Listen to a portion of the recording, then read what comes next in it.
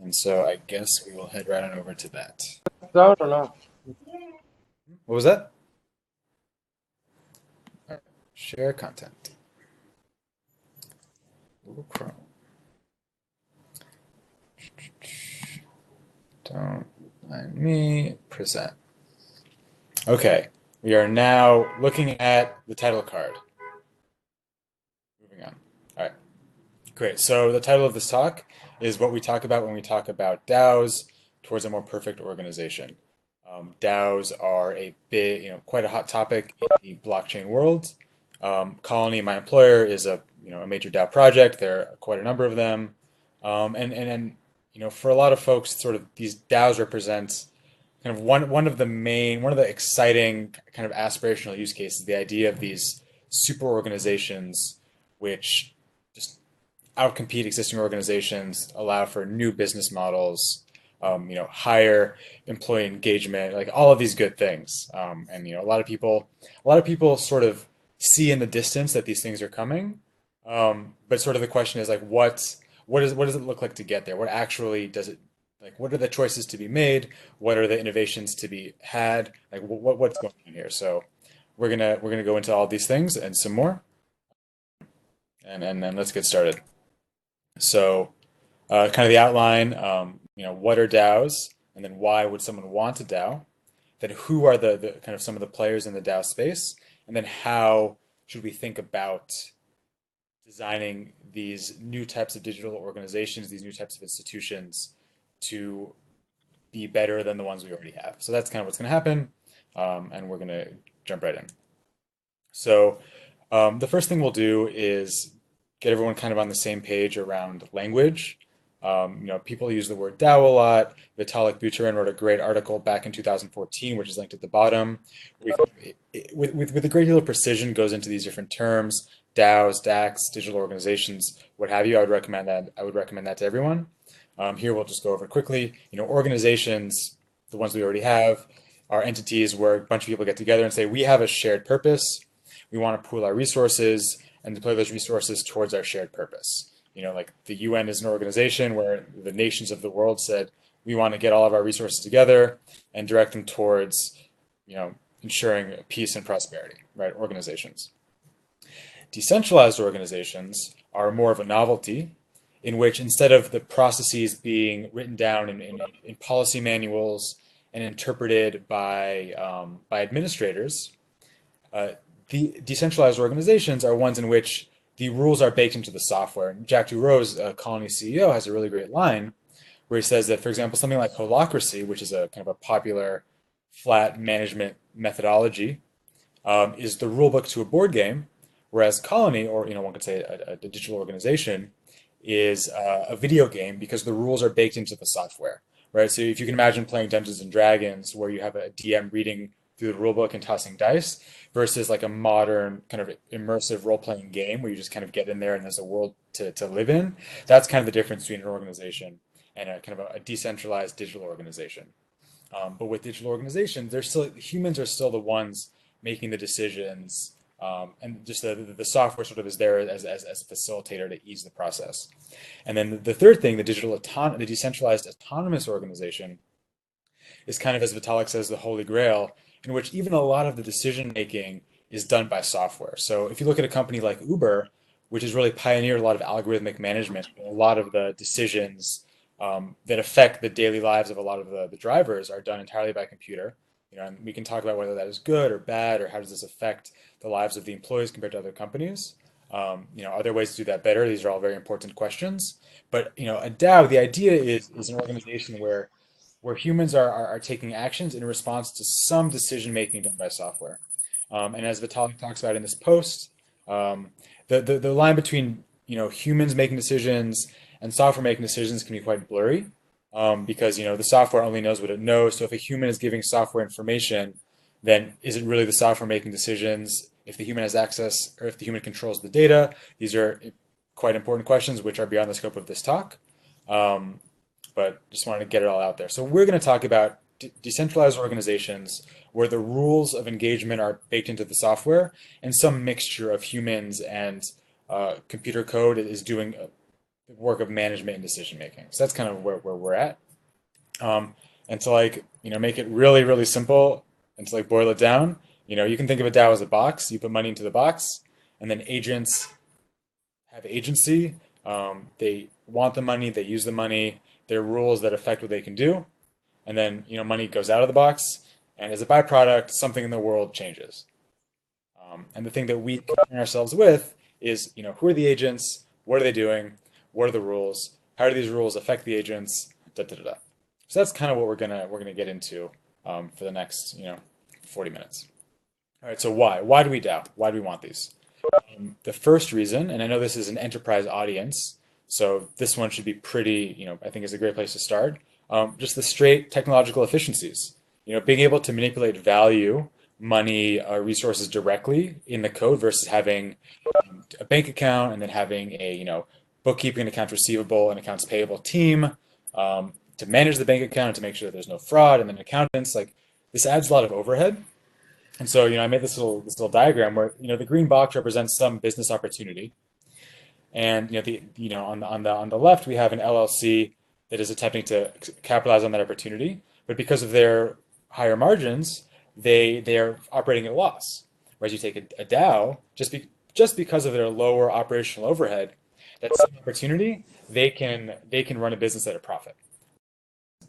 At a simple level, like put aside all the aspirational, whatever. There's just efficiencies in running a business when a lot of the managing the valuable resources is sort of no longer as much of an issue. The second thing, and this is more of like kind of I don't want to say the fun part, but like the meat. I think both those metaphors are lacking, but this is like kind of the more the exciting, like the more the energy is around this. Can we create new types of organizations in a fundamental way using these new tools? Can we get more engagement from all participants? Can we make decisions better and faster? Can these organizations ultimately outcompete existing organizations? These are the questions that a lot of people are excited about. And I do want to make a point that these questions aren't really new. Organizational design has been a field for decades and decades. And so I think what's really happening now is more that sort of the advent of blockchain and Ethereum has really acted as almost like a watering hole where a lot of people can come together and there's more energy and more willingness to experiment with ideas, which I think is why we see a lot of experimentation now. There are new ideas now, but also ideas that have been around for a while that now are finding a new home. So I think both of those phenomena are kind of occurring, and sort of like my images here are just sort of to suggest that the question of better organizations, better businesses is it's one that's been around for a while. Deming was like a prominent business theorist in the 20th century, and he has a line that I love to. I'm going to appeal to authority probably 4 or 5 times during this slide. So that's like the first one. And the third thing, and this is some projects. This is really important for other projects. This is like a bit less. This is more understated. But a big, sort of like another goal is to create organizations that are really resistant to manipulation, to capture, to people trying to use the organization for their own purposes, to sort of steal resources, to sacrifice the organization for their personal goals. There are a lot of people in this space for whom this is something that they want to avoid. And so a lot, for them, the energy is how do we create organizations that exist? The conversation here can get a bit metaphysical, or can we create organizations that exist above and beyond any human authority to control? And like, when people talk about like jurisdictions and like, is a DAO, incorporated in France or is incorporated in Australia, or like, who has control? What government can, punish a DAO? These conversations are sort of wrapped up in this third point, and I think are quite interesting. And I think that while these conversations can get into like theoretical territory, they are quite important, and so it's something to be aware of. So we'll move on. So these two sections are going to be quite a bit longer, so I'm glad we're getting into them. Next, we're going to talk about kind of who are some of the major projects and what is their deal. And so the first one we'll talk about is it's not really a DAO project. It's mostly just like a like a kind of a basic tool, a multi-sig wallet. For those of you who are not familiar with the idea of a multi-sig wallet, It's basically, a wallet in which you can send funds into and then spend funds out of. And kind of the mechanic is that, you can whitelist some number of participants. So it's like yeah, you basically vote to bring someone into the wallet. And then when someone's in the wallet, they can every day spend up to some amount kind of autonomously, just like, at your ATM, you have like a daily withdrawal limit. People can withdraw up to say like $100 a day for like discretional spending or whatever.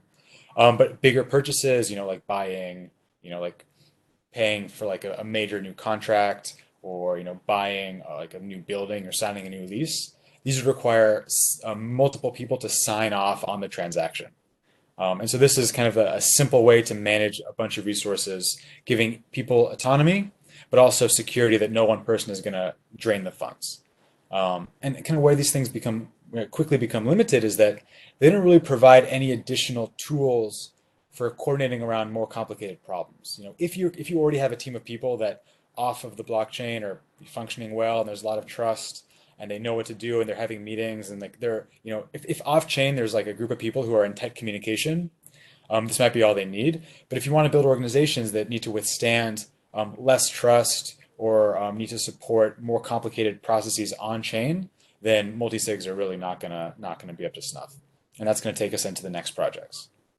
The reason why the consensus logo is here is just because they make a popular multi-sig, which is in use often and is holding quite a lot of money. So there's definitely a use case for this. The next project that I want to talk about is Aragon. Aragon is like a major high-profile DAO project.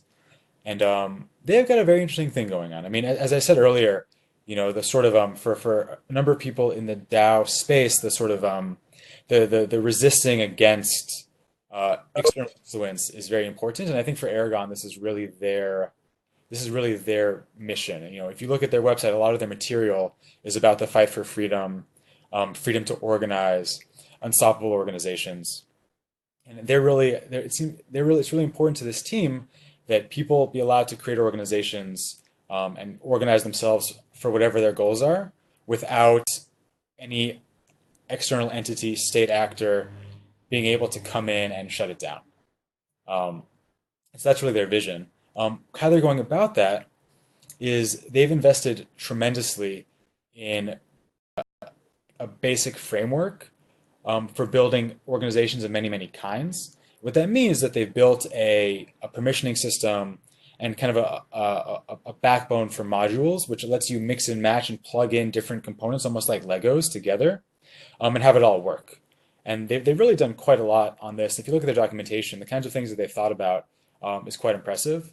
And so they've really built like a very impressive foundation for building different kinds of organizations, and they've built quite a large ecosystem of folks that are trying to build on top of this platform. So that's kind of, I think, their biggest strength, where I think they have room to grow. And these are my opinions. I have a perspective which we're going to get into towards the end of the talk. So don't take this as like me bringing you like the ultimate truth, but this is sort of how I read the situation. Is that they're focused on kind of taking existing organizations and putting them on the blockchain. There's less of a focus around innovating around the mechanisms, innovating around organizational procedures, designs, and what have you. So a question to ask is whether the bottlenecks are around organizations being, I guess in the cases that you care about, is your concern that the organization is going to succumb from without, as in something's going to come from the outside and shut it down? Or do you think that the problem is really going to be more like internal conflict and bad processes and just like the normal like human frailty is the thing that's going to kind of be the failure? And so, depending on how you feel about that question, it's an interesting question I think about all the time. Aragon is going to be more or less the right thing for you. But also something that I'll say is that, modularity does make it easy for them to start to experiment when the time comes. And they already have teams working on starting to kind of push the envelope around mechanisms. So it'll be fun to see what happens the next couple of months and year or two around what they do. Yeah, so that's kind of Aragon in a nutshell. Moving on to DAOstack. DAOstack is, kind of to contrast with Aragon. If Aragon is somewhat agnostic or not prioritizing mechanism as much as flexibility and modularity. DAOstack has really come out very strong, saying we have, we have a problem statement, which is that as organizations grow, it's too difficult to get everyone in a room to make decisions. There's too much to do, so decision making suffers, or power becomes concentrated. So we have to figure out a way to allow organizations to scale without having power be concentrated and allowing a broad base of participants to meaningfully participate. And that's really their sort of that was their mission. And the way that they solve that is by developing something called holographic consensus, which is very much like their crown jewel mechanism. Um, it's like, there's a lot of documentation about how it works, which I would encourage you to read, and sort of the details of holographic consensus are beyond the scope of this talk. But simply the way that it works is that they're trying to incentivize a community of what we call predictors, people who will say they will look at any proposal that's coming through the pipeline and say, I think this proposal is going to pass, and I'm willing to put money on. I'm willing to bet money that this proposal will pass, or I'm willing to bet money this proposal will fail. And so you're basically creating a betting market on proposals that are coming through the organization, and the bets that people are placing become a signal that then are fed back into the organization, and allow decisions to be made more quickly, or rather with less input than would be otherwise. So if you have, there's a proposal where, we have no idea if this proposal is good or bad. We need, a strict majority to pass it, right? If we know nothing about this proposal, then 51% of the voters have to approve it for us to accept it, right? And, DAOstack makes the point, which I think is very valid, that, at the end of the day, if 51% of the DAO members want something, then it's the right thing. We really can't, like, we don't, like, in as much as, like, good and truth are sort of like difficult concepts to nail down. If more than half of the people want something, then that's the right thing. That's kind of their starting place, and they're saying, okay, how can we make decisions that are in line with what 51% of the people want, without needing 51% of the people to vote every time. So they've developed this market, this betting market, to kind of get there. And so I think that's been their main kind of theoretical innovation, and they've been really, pushing hard, getting that out into the market. And there are already a number of experiments that are live or launching. DXDAO is one that is its partnership with Gnosis to manage their Dutch X trading protocol. That's a big thing that's launching. There was another DAO that recently incorporated, like the first ever DAO that's incorporating in a physical jurisdiction, that was working with DAOstack. So they're really getting themselves out there. Some of the challenges, again, in my perspective, is that holographic consensus makes a couple of assumptions about the relationship between these different actors, the predictors, the voters. And it kind of assumes that they're a little bit independent from each other, and that the signals from the predictors are not really going to interfere with the signals from the voters. It's a reasonable assumption, but the world is always more complex than it is in our models. And something that we'll need to see is to what extent the predictors and the voters are independent, or to what extent there's some interference between them, and how does that affect the integrity of their mechanism in various conditions. So I think that's the question to think about as we watch DAOstack moving into the future. And the other thing, and this is something that I'm going to really get into towards the end of the talk, is their focus is on proposals come through the pipeline. They either pass or they fail, and we move on to the next proposal. So the sort of discrete pass-fail voting sort of posture, which is one posture of many.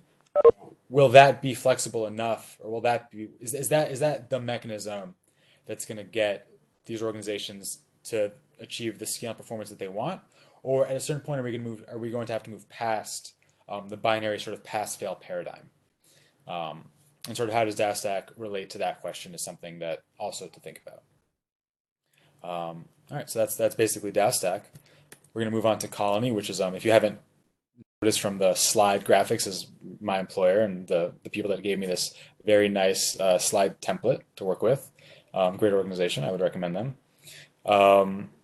So Colony's vision is really around creating companies and really focusing on daily operations. How can we create digital organizations that are really focused on daily operations and are as sort of permissionless and asynchronous as possible? How can we get the organization out of people's way and let them do what they want to do? I think a lot of people in organizations, especially larger organizations, corporate, have this experience of, at a certain point, the organization is something you have to fight against, right? And a lot of people will go to startups because they feel like there's more freedom for them to do their thing without layers of bureaucracy and sort of red tape.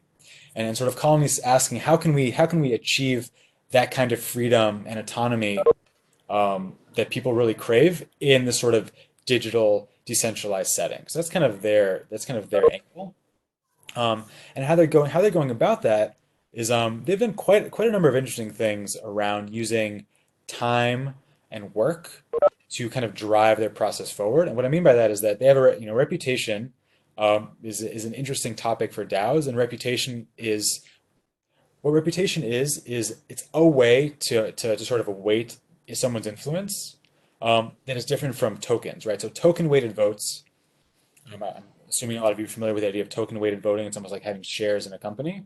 You buy tokens, you buy shares, and the more shares you have, the more your vote counts, right? And this works well sometimes, but can be problematic when someone comes from the outside with a lot of money and kind of starts to interfere with your organization. This is the theme of interference, right? We don't want someone to be able to just like show up with a lot of cash and buy tokens and interfere with our business.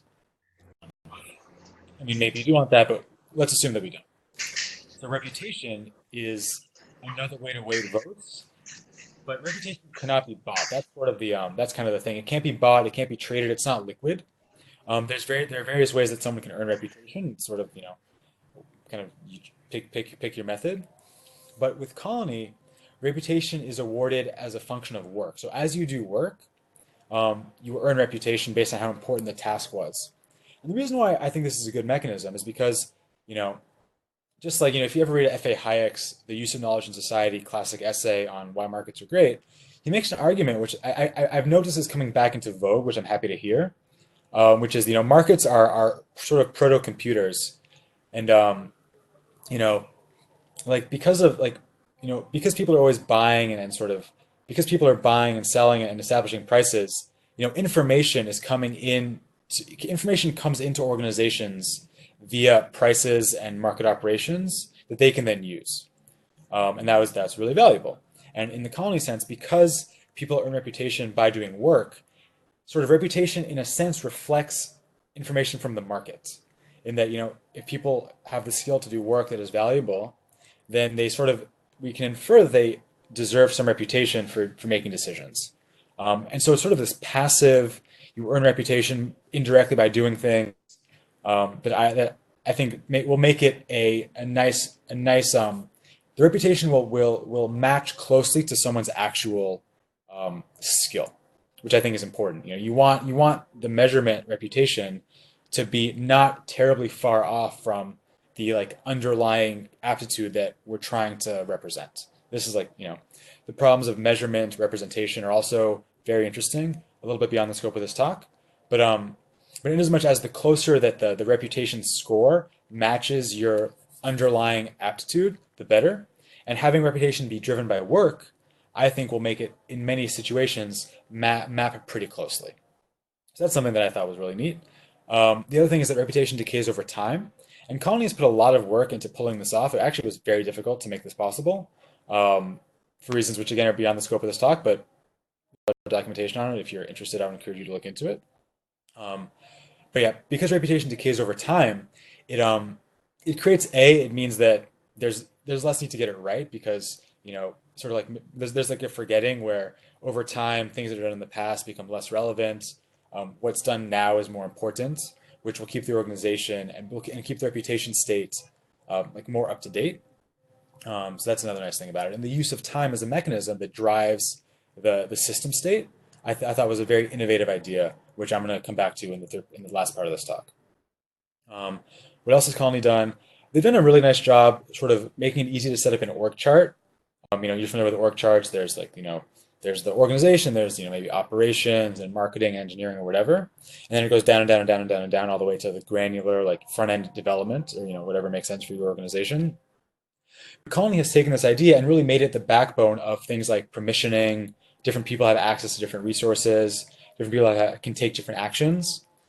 And so instead of having like there's one level of organization and there's one level of token and there's one level of everything, and that's just what we're interacting with. Colony has actually made a very nice in which different people in different contexts can have different levels of influence and access, which I again think will make it kind of easier to set up operating organizations and give people more or less discretion or autonomy, while keeping the whole organization pretty coherent. So those are things I really like about Colony. I think that some of the challenges that Colony has ahead of it is they're really focused on giving people maximum freedom kind of in operations. And a question I think is it going to be possible? How difficult will it be to maintain the kind of high level cohesion of vision, um, around like this is what the organization as a whole is doing. This is what we need to drive for. Like the kind of things that right now we get from our charismatic leaders. How can we recreate the same amount of drive, unity of vision without, sort of resorting to charismatic leadership? Is I think a very interesting question, which the answer is unclear. But we're going to be, answering that question for years to come. And also, Colony, I think, has innovated a lot around mechanism.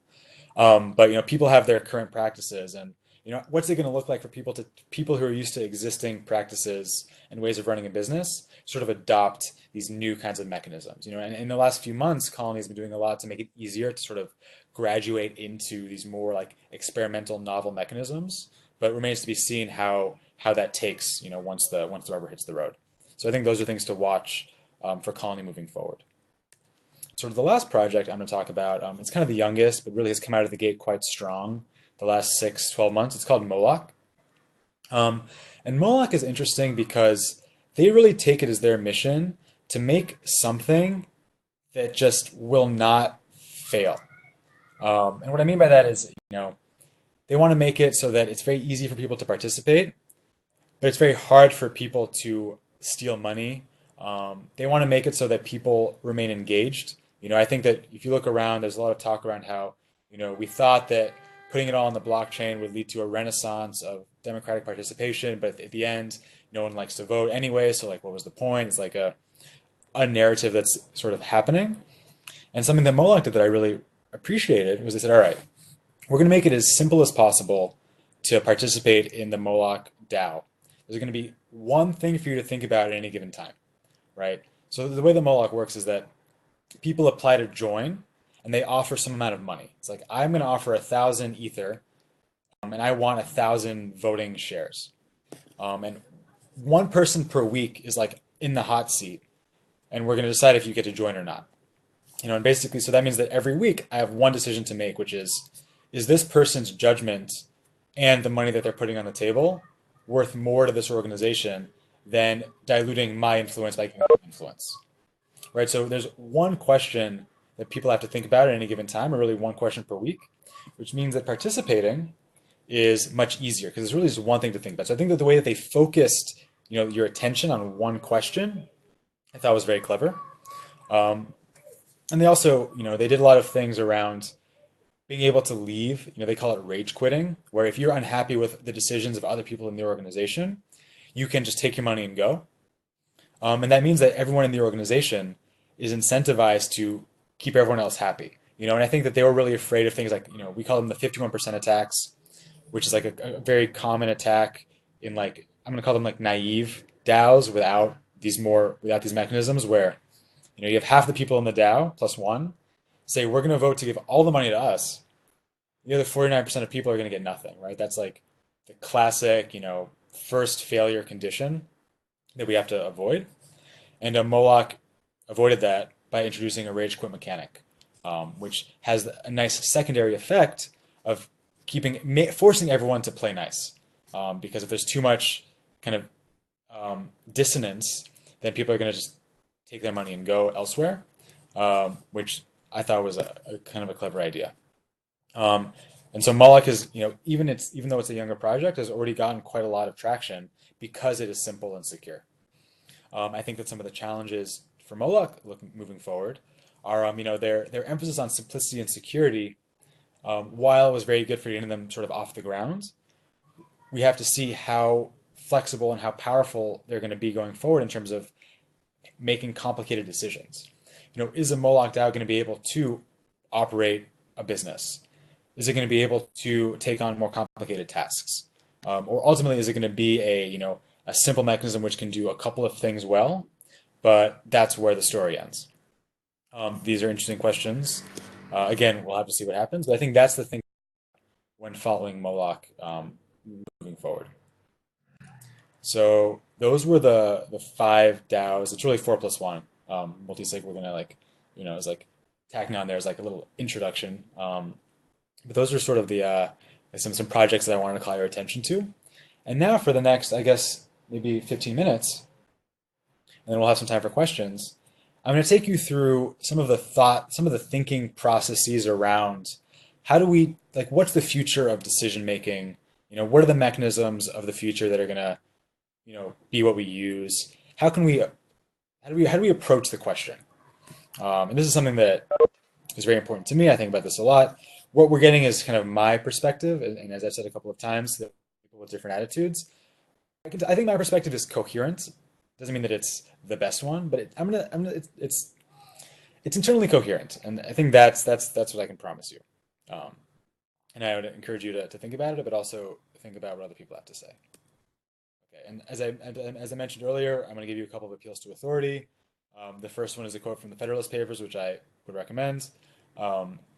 In every political institution, a power to advance the public happiness involves a discretion which may be misapplied and abused, right? If you want to get something good, there's a risk for something bad.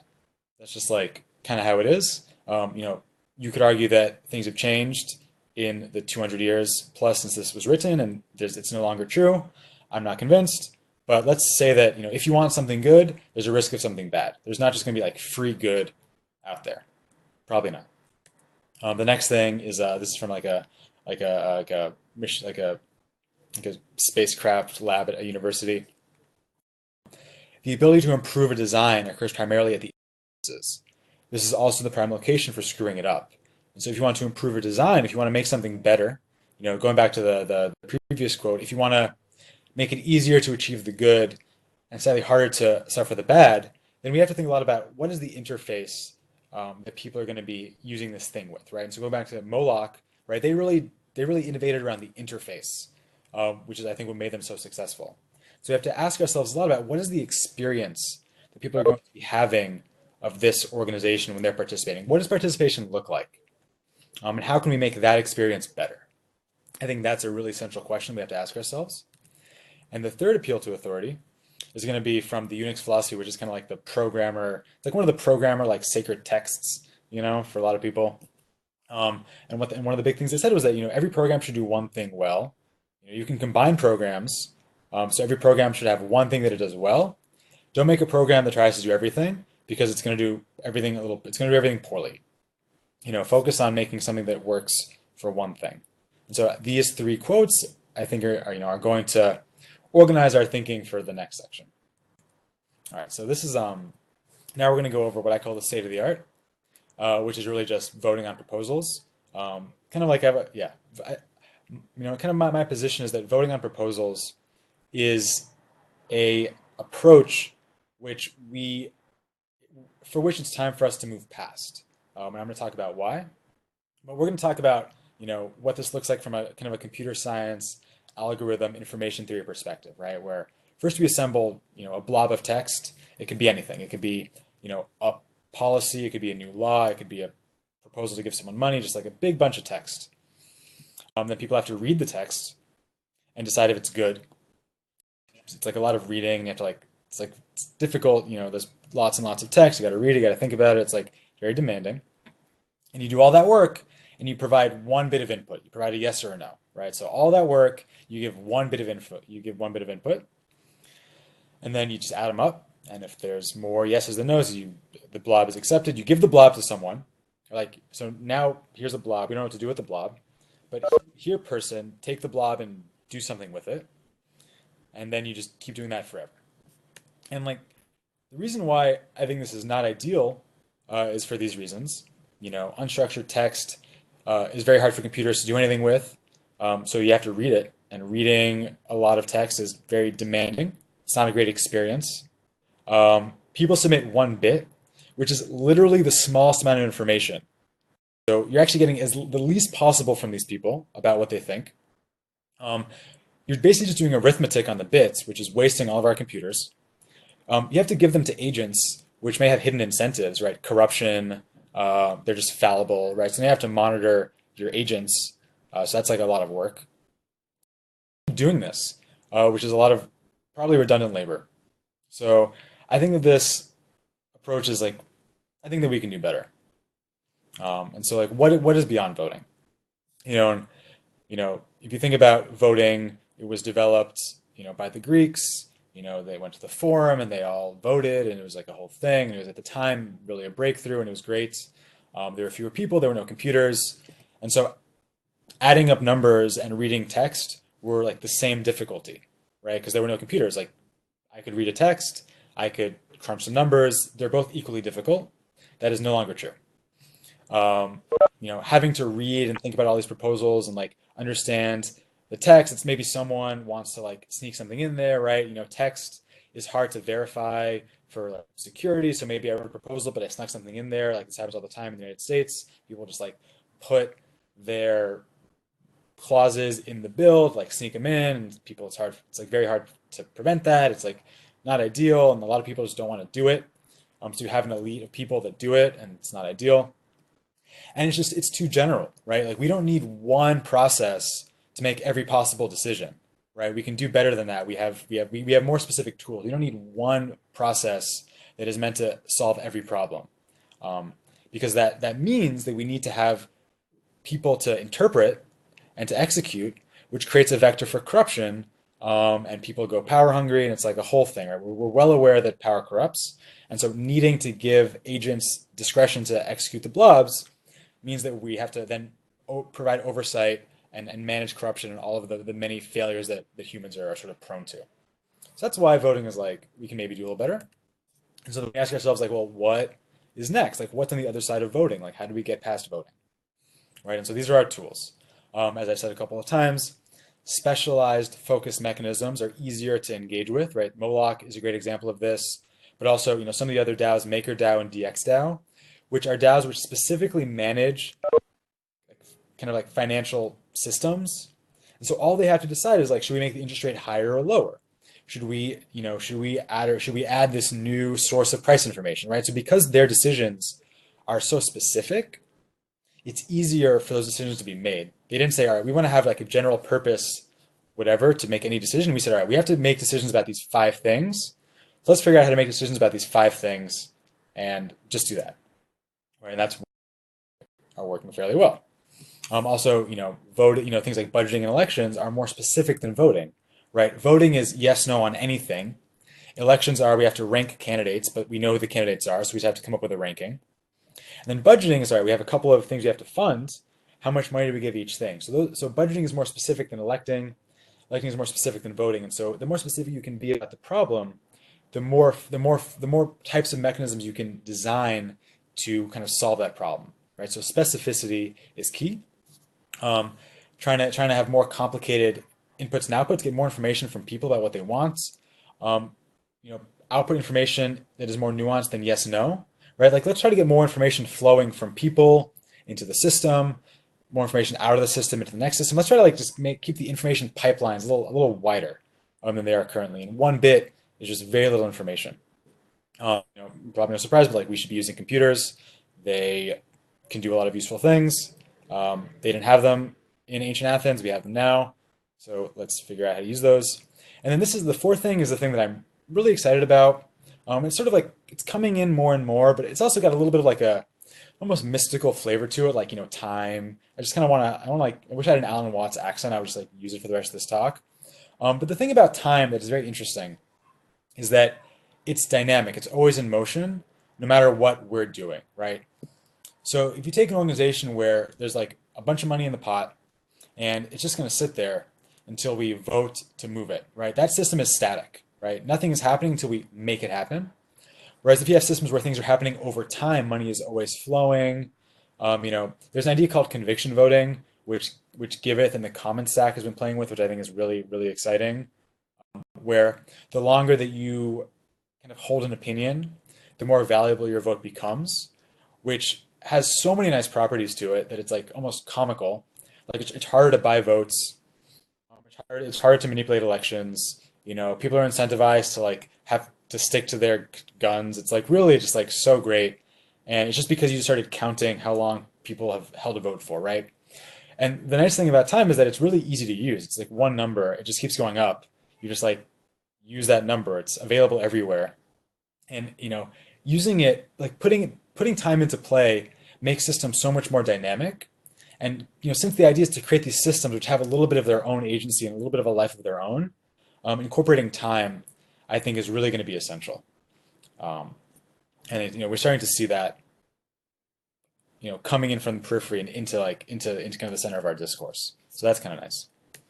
So now we're going to give a little example, which is going to kind of it'll end and you'll see where it ends and it's kind of funny. But like so this is this is why voting is, in my view, not ideal for all these reasons.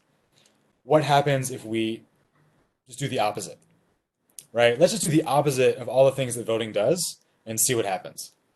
Like the title of this call is Invert, Always Invert, which is a quote from, I believe, the German mathematician Jacobi. And it's like actually, it's a really great story of where this quote came from. I can just tell you the story. Basically, it was during one of the world wars. They were trying to figure out how to make airplanes more resistant to gunfire because planes were being shot down.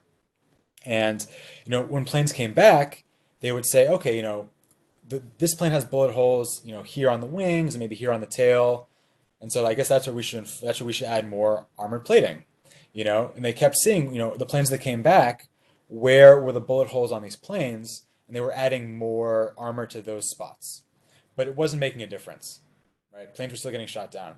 And then Jacoby was like, you know what? I have an idea. The planes that are coming back are the ones that aren't damaged. So the places where they're being shot are in fact the places that we don't have to protect. It's all the places that they're not being shot that we need to protect because when planes are shot there, they go down, right? So he said the data is over here, but we have to look where the data is not and do that thing, right? And so that's the origin of the phrase invert, always invert. I think that always is a little strong. I think it really should be invert. Occasionally, in some circumstances, you should invert, but that's not the quote. But I think that's really more of the real message that I want you to all take away. Anyway, what do we do? So instead of having a blog of text, let's have a set of maybe competing candidates who want funding, like 10 of them. Instead of reading a proposal that is arbitrarily long and maybe malicious, you just look at the pairs and decide which pair you like better than the other. Like A and B, I think B is better. I think that's probably, it's like, it is the simplest possible decision that you can make. So you do that a couple times. So you give like maybe 20 preferences or like this pair is better than that, this pair is better than that, this pair is better than that. So you're giving more than one bit to the system. And then a computer takes all these preferences and it does the work of figuring out, okay, well, A is better than B, but B is better than C, but D is better than A, so I think D should get maybe a little bit more. And it does that for you, because that's what computers do. We don't have to do that. And then we get a budget. And then instead of having an agent have to execute the blob, we just like hand out the money automatically because we have a budget. We can just like give out money based on the budget pretty automatically. And then instead of having to do this over and over again, let's just update the budget only when we need to. So as long as everything is fine, people just keep, drinking from the faucet. And then as we need to, we can like make some tweaks, right? So this is the opposite of voting. And very funnily, I actually didn't really realize this. I just started doing this as an exercise, but this was something, hold on, there it is.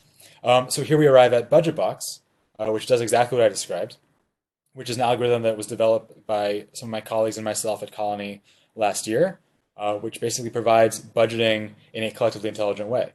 So people, many, many, many, many people provide their inputs, and then Budget Box figures out the allocation and gives it out.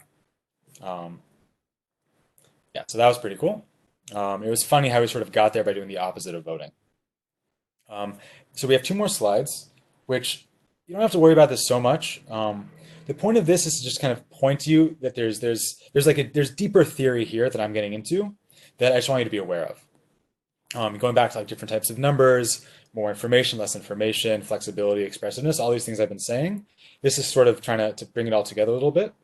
I wrote a long, overly complex blog post about this, which you're free to read, but you're also free to ignore. Okay, so what are we looking at? We're looking at types of numbers. And the biggest number is, I mean, if you don't have a math background, this is maybe not so important. But if you look in the middle, the bit, a single bit, is binary univariate. It's in red. It is the least type of number, but it's also the most versatile. And the Venn diagram says that the numbers more towards the center are actually types of the numbers more towards the outside. So everything is a real multivariate with some constraints. That's what this Venn diagram is meant to show. But the other thing is that the real multivariate, which is on the outside, is the most expressive type of number. It also is least versatile. It only really is useful in specific settings. But in those specific settings, it's going to be a lot better than a bit. The thing that I want you to notice is I'm going to go to the next slide, and we see that I organized a bunch of different decision-making mechanisms in kind of a table. Whether they're for voting, electing, or budgeting. As I mentioned before, budgeting is more specific than electing, voting. Processing, as I said, we want to push processing to the computers, not to the brain, because that's more difficult. Computers be doing as much of the work as possible. And generally, we like the output to be as rich as possible. And so, if you look at majority voting, it's kind of like it's very, very, very, very general, but also means that it's very hard to work with. And if you go all the way down to spectral budgeting is the mechanism that is used by BudgetBox, it's very, very specific, which means that it's easier to use, right? More specific, easier to use, more general, harder to use. But the nice thing is that a lot of different mechanisms that people talk about really fit in very cleanly into this kind of framework, and we kind of organize them, and we can see how they move from the more general to the more specific, and how different criteria of like different ones are differ based on these criteria. And we're in quite a large design space. These are just a couple of things that we can create, but playing with these different knobs, we can get a lot of different kinds of mechanisms with different properties, which are useful for different things. So that's what I kind of want to leave you with. That this is like there's something here for us to be thinking about, and that this type of approach I think is going to be promising in the months and years ahead. So that was basically my talk. We'll do a little recap. What are DAOs? Organizations run by humans and/or software, controlled by software, very important. Why? Efficiency, productivity, independence. Who? Aragon, DAO Stack, Colony, Moloch, and also many more. And how? Task-specific mechanisms, computation over cognition, using time. I really want to emphasize that I'm almost certain that time is going to be a very important thing moving forward for organizations. So you heard it here first. And that's all. So thank you, Alliance. I was excited to end with Alliance. I didn't think I'd ever be able to speak into an alliance, so that was pretty cool. But yeah, thank you. And now we have 10 minutes for questions. So let's have it. I'm Daniel Kronovet. You can follow me on Chronosapiens. I mostly tweet quotes from books that I'm reading. I would also encourage you to follow Join Colony, which is Colony's blog. They're much funnier and have better pop cultural references and substantive content about Colony's project. So you're also welcome to follow those. So now I will turn off screen share and talk to all of you. Are there any questions? I'll leave it to the Secretariat to kind of take it from here around. Awesome. Great. Well, thank you so much for that, Daniel. We do have one question, which is, can you explain the quit concept?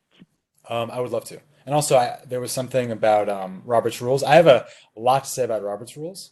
I've been involved in a number of nonprofits as the president, so I've done a lot of work with Robert's Rules. I have a lot to say about Robert's Rules. Maybe we can talk about it offline. But the first question, rage quit.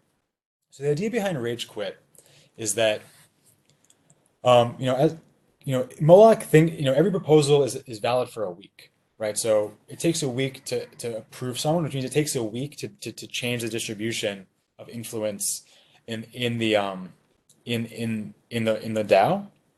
And so if people in the organization see, hey, this person who's applying, I really don't think they should join. I think they're going to be bad for the organization. I think that we're giving them too much influence. I'm just unhappy with this decision, but I see that it's getting a lot of support, but I really I'm unhappy with it, then I can, before that person is admitted, I can take all of my funds and leave, right? So, you know, whereas like in other settings, like the 51% attack, people can take other people's resources without them having any defense. The idea of rage quitting and having a time delay means that no person can take malicious action in the DAO before other people have the ability to withdraw their resources.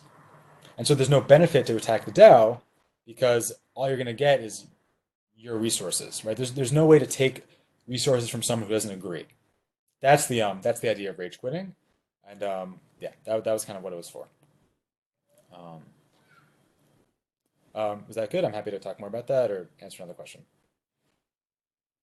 Great.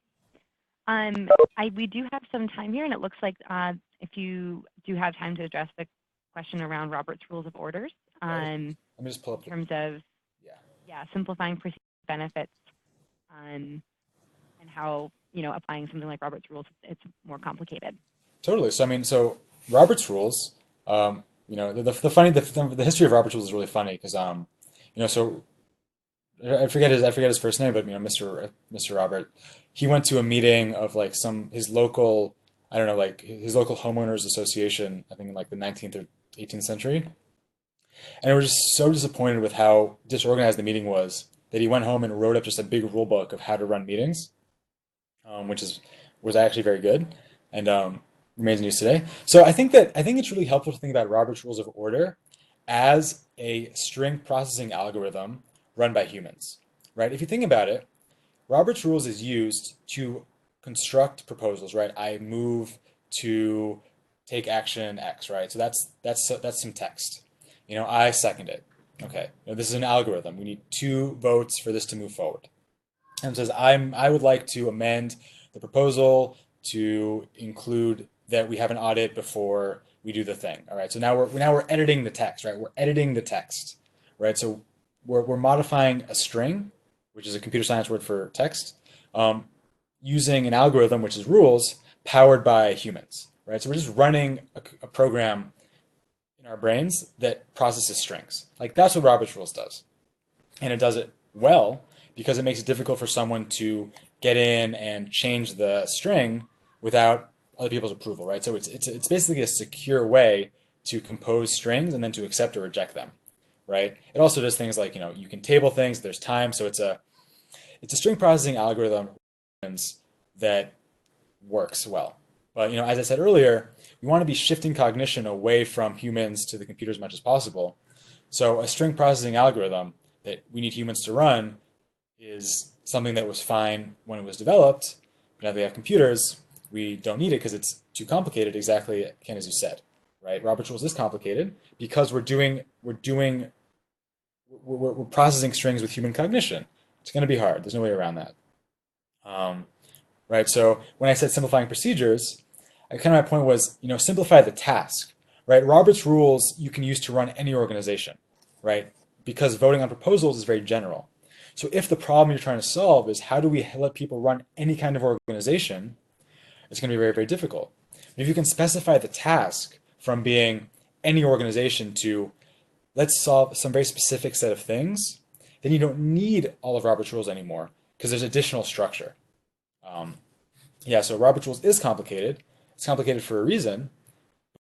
The problem that you're trying to solve, you don't need that much complexity in the procedure. That's uh, that's what I have to say about Robert's Rules. Um, cool. More questions?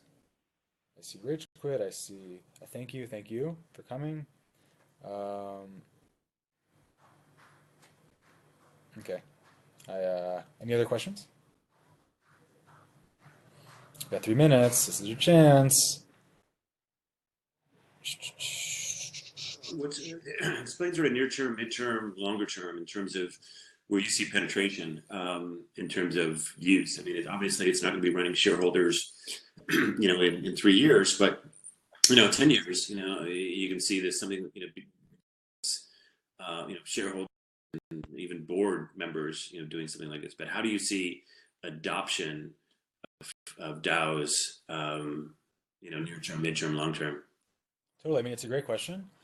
We talk a lot about this internally at Colony because we're working on we're getting our pipeline ready of users to onboard. My guess, and this is kind of the sense of a lot of my teammates, is that the beachhead is going to be crypto projects, right? Because people for two reasons. One, they are already comfortable with the technology. We talk a lot about how do we onboard people to Ethereum. There's UX problems, like all that is very legitimate.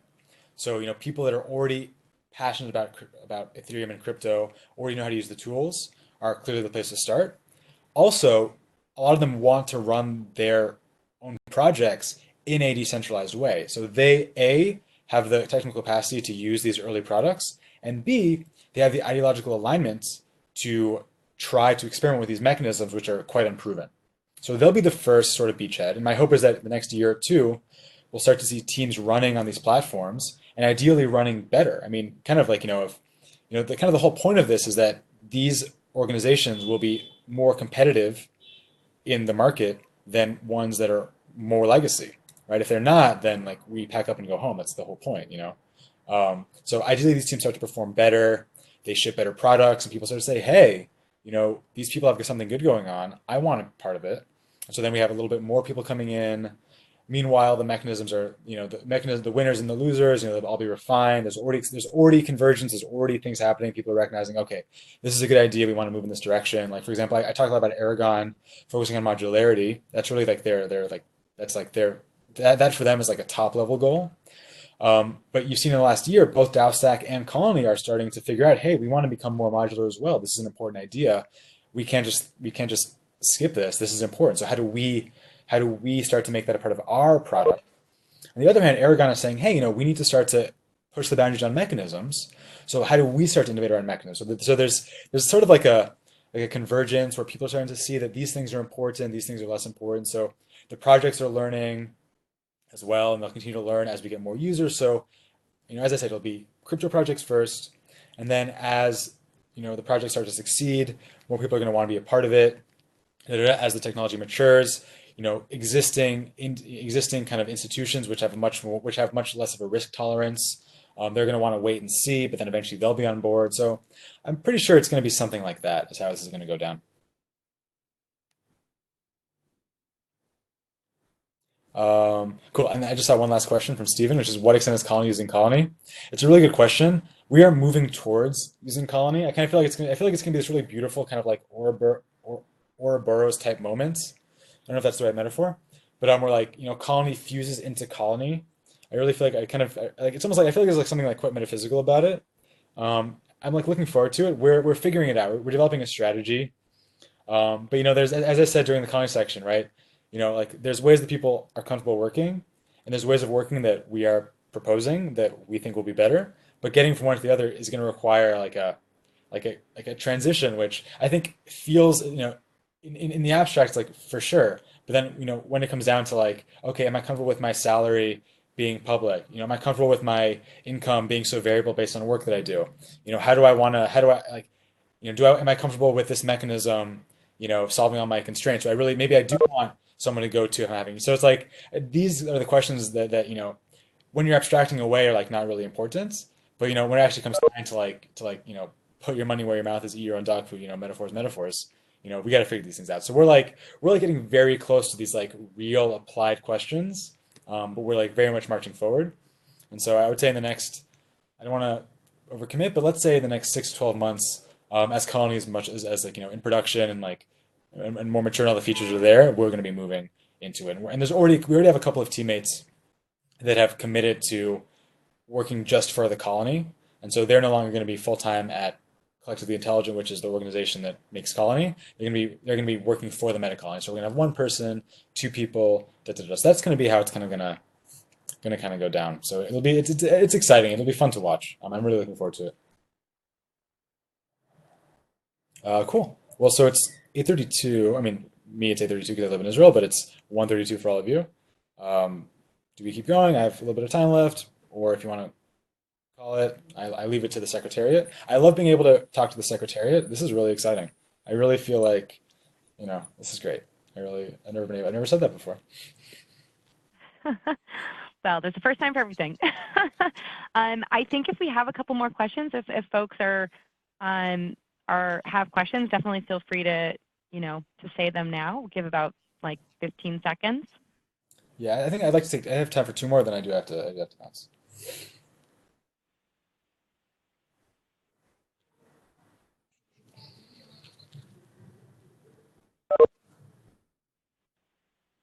Great. Awesome. Well, thank you so much, Danielle. We really appreciate you joining us today. Do you have a question? No. Okay. Well, thank you so much, Danielle. Appreciate you joining us today. And thank you, everyone, for hopping on the call. We really appreciate it. Yeah, thanks everyone. Thank you so much. Have Cool. a good day. Bye, everyone. Bye everyone.